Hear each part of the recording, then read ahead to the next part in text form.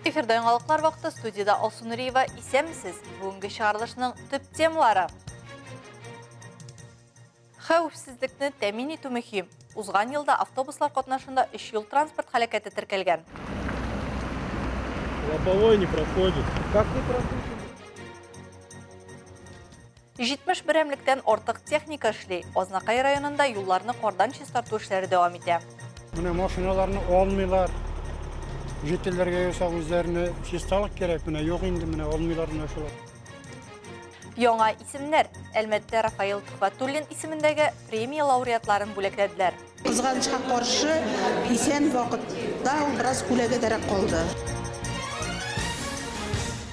Юл хәрәкәте куркынычсызлыгы мәсьәләсе аерым әһәмиятлелек ала бара. Чөнки күп сандагы юл транспорт фаҗигаләре хәзерге шартларда кеше сәламәтлеге һәм гомере өчен җитди куркынычларның берсе булып тора. Алар еш кына юл хәрәкәтендә катнашучыларның үлеменә, аларның сәламәтлегенә һәм милкенә зыян салуга китерә. Хәтта җәмәгать транспорты пассажиры буларак та. Әлмәт районы территориясендә 2023 елның 12 айында автобуслар катнашында 3 юл транспорт һәлакәте теркәлгән. Анда бер кеше һәлак булган, 4 кеше зыян күргән. Дәүләт автоинспекциясе хезмәткәрләре хокук бузуларны кисәтү эшләрен дәвам итәләр. Рейд кысаларында пассажир транспортын тикшерү оештырылган. Пассажирларны законсыз йөртү фактларын кисәтүгә, лицензия таләпләрен үтәүгә, автобусларның техник торышына, тизлек режимына, пассажирларның куркынычсызлык куешларын куллануына һәм йөртүчеләрнең куелган таләпләргә туры килүенә аерым игътибар бирелә. В соответствии с пунктом Россия Федерациясе юл хәрәкәте кагыйдәләре нигезендә куркынычсызлык куешлары белән җиһазландырылган транспорт чарасында хәрәкәт иткәндә механик транспорт чарасының йөртүчесе һәм пассажирлар куеш белән электрләнгән булырга тиеш. Чараның максаты юл хәрәкәтендә катнашучыларның куркынычсызлык куешларын куллану өлешендә административ хокук бузуларны профилактикалау. лобовой не проходит. Как не проходит, командир? Тогда клеили, все смотрели. 57. Закон таләпләрен бозып, автомобиль пыялаларына тонировкалар салу белән бәйле бозуларны кисәтү эшләре дә дәвам итә. Исегезгә төшерәбез, тәгәрмәчле транспорт чаралары куркынычсызлыгы турындагы техник регламент нигезендә машина йөртүче өчен алгы күзәтү тәкъмин ителә торган пыялаларның яктылык күткәрүе 70%-тан да ким булмаска тиеш. Бу күрсәткечтән тыш тонировкалау шофер урыныннан күзәтүне начарлата һәм шуңа күрә авария хәлләре барлыкка килү куркынычын арттыра. Административный штраф за данное правонарушение составляет 500 рублей. Әлеге хокук бозу өчен административ штрафы 500 сум тәшкил итә. Административ материалдан тыш полиция хезмәткәрләре хокуксыз гамәлләрне туктату турында таләп чыгаралар. Аның нигезендә шофер хокук бозуны 10 тәүлек эчендә төзәтергә тиеш. Югыйсә автомобиль кабат туктатылган очракта хокук бозучы судка китереләчәк. Биредә Россия Федерациясе административ хокук бозулар кодексы нигезендә аңа суд карары карамагында 4000 сумга кадәр штраф яный ала. Штраф до 4000 рублей. 2023 елда Әлмәттә әлеге хокук бозу өчен 2091 машина йөртүче административ җаваплылыкка тартылган. Азнакай районында юлларны, йорт араларын кардан чистарту эшләре дәвам итә. Иртә таңнан торып, караңгы төшкәнче 70 берәмлектән артык техника эшли. Соңгы вакытта кар чистарту мәйданы тагын 3 яңа техника белән тулыланды. Илмира Шәрифуллина дәвам итә. Табигатьтә начар һава торышы булмый диләр. Тик шулай да бөтен республиканы каплап алган көчле кар яву шәһәр хезмәткәрләрен оператив эш алып барырга мәҗбүр итә. Ләкин кайвакыт ишек алдын чистартуга халык үзе үк комачаулык тудыра. Һәрбер көнне бер доворны, ике доворны чистартабыз. Ну, каршылыклар күп. Менә машиналарны алмыйлар. Җитәләргә ясау үзләренә чисталык кирәк. Менә юк инде, менә алмыйлар менә шулай. Машиналарны алдыруы бик авыр. Менә 2 көн буена хәзер объявлениелар куеп ишекләргә, һәр машинага объявлениелар куеп машина алдырабыз. Ну, аңлаган кеше безне аңлый, инде аңларга теләмәгәне только бездән тырнак астыннан кир эзли дип әйтикме инде. Эшли торабыз, машиналарны алмыйлар. Biz киткәннән соң минем урын калган, безнең чистартылмаган дип андый гаип тә әйтүчеләр бар. Бәхеткә аңлаучылар күпкә күбрәк. Кайбер йортларда яшәүчеләр үзләре үк ярдәмгә киләләр. 20-нче квартирдан Равил абый, ул безгә һәр вакыт ярдәм итә. Менә бүген дә әле ул безгә машиналарны квартир буенча йөреп, һәр кешегә шалтыратып, эш урыннарына барып, машиналарны алып, менә шулай итеп ярдәм итә. Стихия нәтиҗәләре белән көрәштә республика җитәкчелеге дә булыша. Татарстан Республикасы Президенты Рөстәм Миңнеханов муниципаль районнарга кар җыю техникалары тапшырды. Азнакай районына да 3 яңа техника кайтты. Получили 3 единицы новой техники. Районга 3 берәмлек яңа техника алынды. Алар шәһәргә бирелә. Атна ахырында Актүбә бистәсенә тагын бер берәмлек техника кайтачак. Димәк, 2 өстәмә җиһазлы роторлы төягеш, грейдер һәм Беларус. Один и Беларусь. Өр яңа грейдер, Амкадор һәм МТЗ техникалары инде урамнарны чистартуга да кереште. Явым төшем белән көрәш тулы көченә дәвам итә. Илмира Шәрифуллина, Рөстәм Әкбәров, яңалыклар вакыты, Луш Әлмәт телекомпаниясе.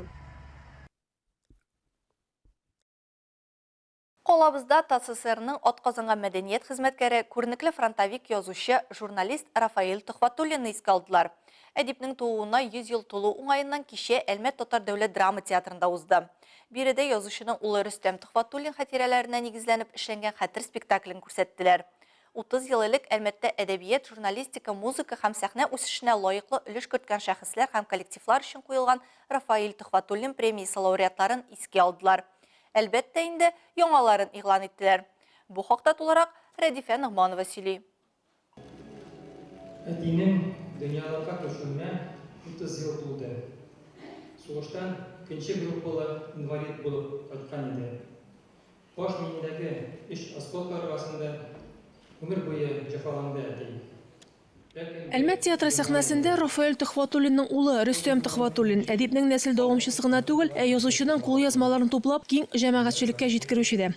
Ну, балакайте. Так ведь у вас профессия такая, балакать. И чего хвалитесь? 3-4 атнадан соң гына аңладым. Анда бит балакайым дип язганнар. Татарча язганнар. Менә шундый хәлләргә җиттем. Тәмам маңкыртка әйләндем. Кичәнең беренче өлешен тәшкил иткән әдәби документаль спектакль аның әтисе турындагы истәлекләренә һәм әдипнең әсәрләренә нигезләнеп эшләнгән. Нәбинең нияте булайраганы. Менә бер өйдән икенче өйгә менә. Менә бер өйдән икенче өйгә. Күчәргә хурлана.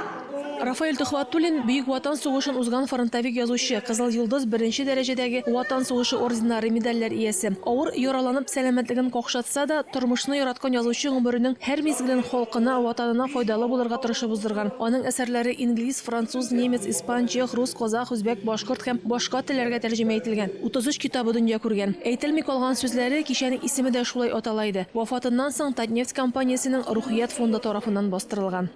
Бүтән кешеләргә үзләренең әтиләрен, әниләрен онытырга кирәкми, үз вакытында аларны сораштырырга кирәк, язып алырга кирәк һәм балаларга, оныкларга аның турында сөйләргә кирәк. Кичәгә әдипнең иҗатын сөючеләренә түгел, төрле елларда Рафаэль Төхвәтуллин исемендәге премия белән бүләкләнүче лауреатлар да килгән иде. Әдипнең вафатыннан соң гамәлгә куелган премия менә инде 30 ел төбәгебезнең әдәбият, музыка, театр сәнгате һәм журналистикасы өлкәсендә хезмәт куючы фидакарларга тапшырыла.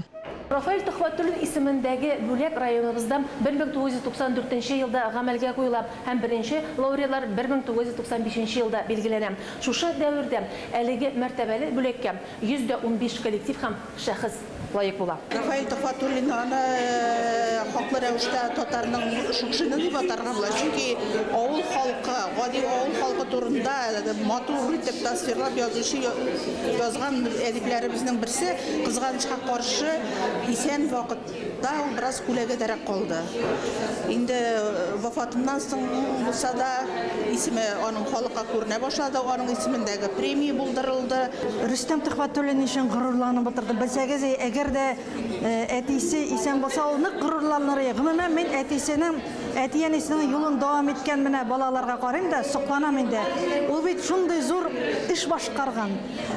Ул хәзер менә анда башта татарча да белмим дигән. Ул шундый матур татарча да сөйләшә. Мин аның интернет челтәрләрендә язган бөтен әйберен укып әймә. Менә чын күңелемнән укып, чын күңелемнән шатланып барам. Исем китеп, сокланып. Үрнәк ул.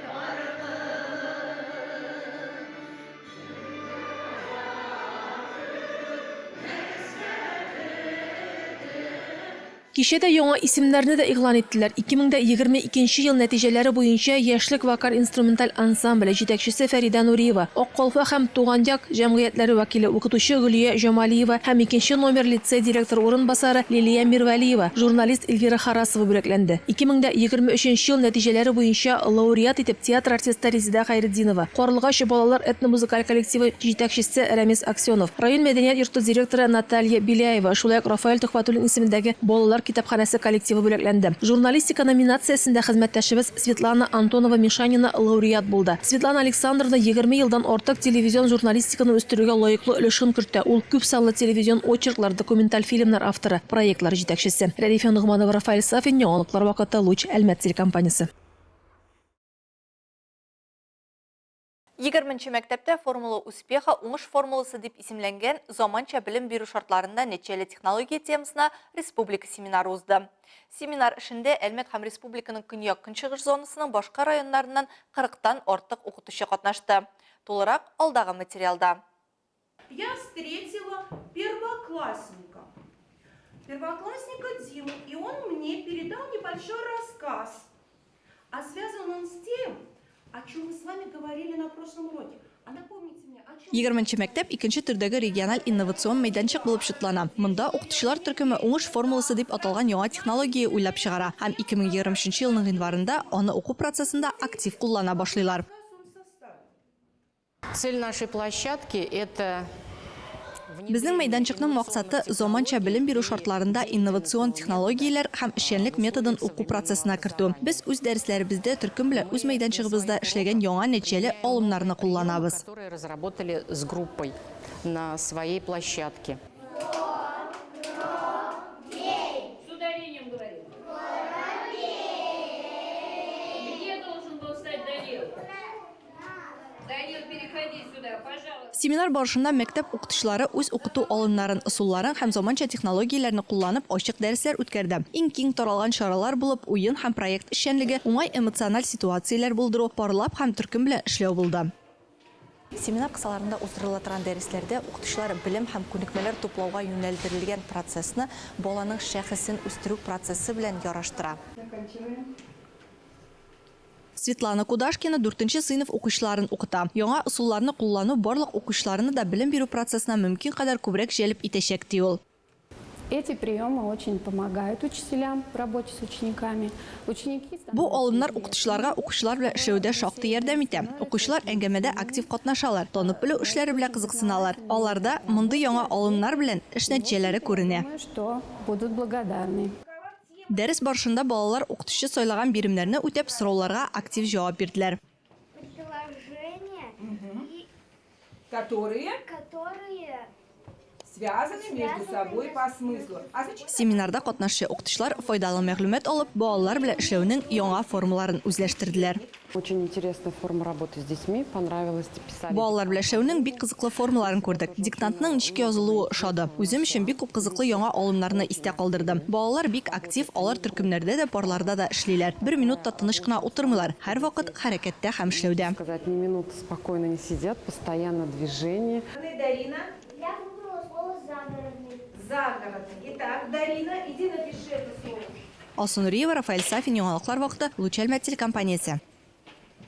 Хорошо, молодец. Әлмәттә созвездие йолдызлык арт резиденциясе коллективы кунакта булып китте. Ул балалар һәм яшь үсмерләр иҗаты үзәге залында тамашачыларга «Хамелеон» спектаклен тәкъдим итте. Куда выше, это митрополит, что ли? Нет, я уже до тайного дослужился.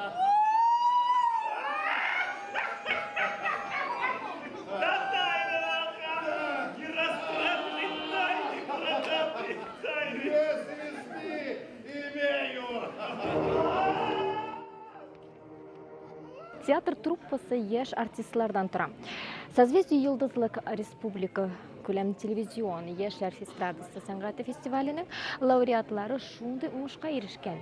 Сүз уңаеннан нәкъ менә хәзер бәйгенең зона этапларда уза.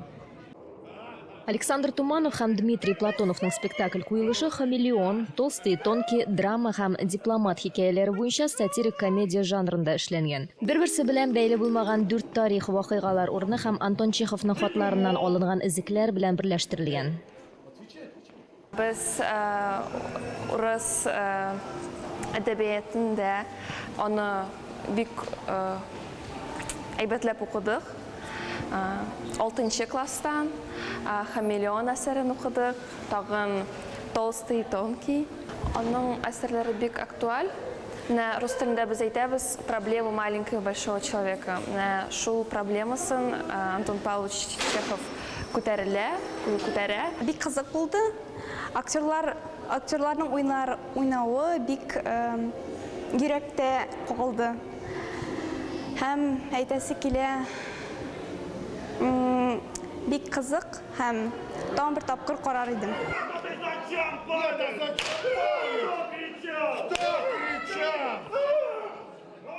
Жанлы, динамик, көлкілі һәм уйландыргыч комедияны мәктәп укучылары белән бергә аларның укытучылары да карадым. Ребята сейчас смотрю, реагируют, конечно же, на этот спектакль. Балалар спектакльне төрлечә бәяләделәр, әмма фикер алышуларына шатлану кирәк. Һәр репликага эмоциональ рәвештә җавап бирәләр алар. Бүгенге спектакль аеруча педагоглар өчен табыш. Уку инде, үз күзләрең белән сәхнәдә күрү икенче нәрсә. Другое дело видеть это на сцене. Пришла в твою голову идея, чтобы сорвать. Ты, да, известный народ. Знаю вас, чертей.